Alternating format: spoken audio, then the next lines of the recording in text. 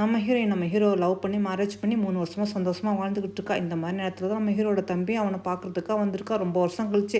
அதனால அண்ணன் தம்பி 2 பேருமே கடல்ல போய் போட்டிங் பண்ணிக்கிட்டு இருக்காங்க. சந்தோஷமா இருக்கிற நேரத்துல பெரிய ஒரு ஆக்சிடென்ட் நடக்குது. அந்த ஆக்சிடென்ட்ல அவங்க 2 பேருமே உயிர் காப்பாத்தான நிலைமைக்கு போயிடறாங்க. கடைசியில அவங்க 2 பேருமே கோமால இருக்காங்க மாசக்கணக்குல. இதை நினைச்சு நம்ம ஹீரோயினுமே கவலைப்பட்டுக்கிட்டு இருக்கா.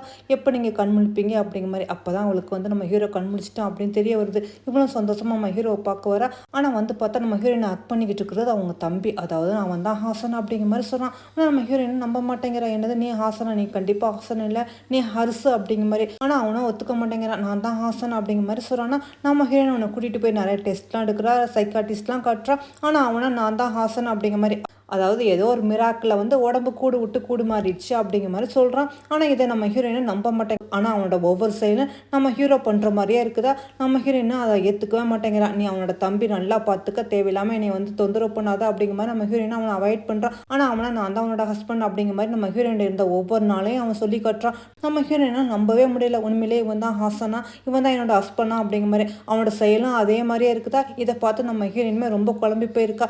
அந்த நேரத்தில் நம்ம ஹீரோ பார்த்தா எந்திரிச்சு நிற்கிற மாதிரி இருக்குது. இதை பார்த்தோன்னா நம்ம ஹீரோ ரொம்ப சந்தோஷப்பட்டுட்டு அவனை அப்படியே ஹக் பண்ணிட்டு பார்க்குறா. பார்த்தா இன்னுமே அவங்க ஹஸ்பண்ட் கோமால தான் இருக்கான். அப்போ என்னை ஹக் பண்ணிக்கிறது யாரு அப்படிங்கிற மாதிரி பார்த்தா அவங்க தம்பி தான். அவன் தான் சொல்கிறான், நான் தான் ஹாசன், என்னை நம்பு, நான் தான் உன்னோட ஹஸ்பண்ட் அப்படிங்கிற மாதிரி. ஆனால் இந்த டீப் நம்ம ஹீரோயினுமே நம்பிரா. அவன்கிட்ட ஒவ்வொரு கேள்வியாக கேட்குறா. அவனே எல்லா கேள்விக்கும் பதில் சொல்கிறான்னா, கண்டிப்பாக நீ தான் என்னோட ஹஸ்பண்ட் அப்படிங்கிற மாதிரி நம்ம ஹீரோயினுமே ஒத்துக்கிட்டு அதோட அவங்க 2 பேரும் சந்தோஷமாக லைஃப்பை ஸ்டார்ட் பண்ணுறாங்க. இந்த மாதிரி நேரத்தில் கோமால கிடக்கிற அவங்க ஹஸ்பண்டோட பாடி ரொம்ப வீக்காக போய்கிட்டு இருக்குது அப்படிங்கிறதுக்காக மெடிசனை வந்து ஸ்டாப் பண்ணிடுறாங்க. அவனோட உயிரும் அப்படி போயிடுது. இதை கேட்டுட்டு நம்ம ஹீரோயினுமே கதறி அழுதுகிட்டு இருக்கா. அதுக்கு அவனோட தம்பியே சொல்கிறான், நீ எதுக்கும் கவலைப்படாத, உன்னோட ஹஸ்பண்ட் நான் தானே, நான் தான் உயிரோடு இருக்கல, உடம்பு போனால் போயிட்டு போகுது, இனிமேல் என்னோட தம்பி உடம்போடையே நான் வாழ்ந்துட்டு போகிறேன் அப்படிங்கிற மாதிரி சொல்கிறாங்களா. ஆனால் அவங்க 2 பேரும் ஒன்றா இருக்கிறத அவங்க அம்மாவும் பார்த்துறாங்க. ஆனால் அவங்க அம்மா இந்த உண்மையில நம்ப மாட்டேங்கிறாங்க. என் பையனை பற்றி எனக்கு நல்லாவே தெரியும், நான் 2 பையங்களை யார் ஹாசன் யார் ஹர்ஷன் எனக்கு தெரியும், நீ போய் சொல்கிற அப்படிங்கிற மாதிரி சொல்லிடுறாங்க.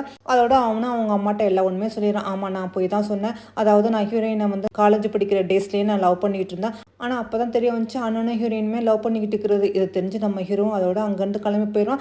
அதுக்கு பிறகு இப்போ தான் வந்து ஆனால் வந்த இடத்துல அண்ணனுக்கு ஆக்சிடென்ட் ஆகிடுச்சு. ஆனால் அண்ணன் இல்லாமல் அவள் நிச்சயமாக வாழ முடியாது, அவள் ரொம்ப கஷ்டப்படுவா, அதனால என்னால் தாங்கிக்க முடியாதுன்னு சொல்லிட்டு அந்த மாதிரி போய் சொன்னேன் அப்படிங்கிற மாதிரி சொன்னோன்னா அவங்க அம்மா ஒத்துக்கிறாங்க. ஏன்னா அவங்க அம்மாவுமே கேன்சர் இருக்கிறனால அவங்களுமே கொஞ்சம் நாளாக இறந்து போயிடறாங்க. ஹீரோயினுமே ஒரு அழகான குழந்தைய பெற்றெடுக்கிறா.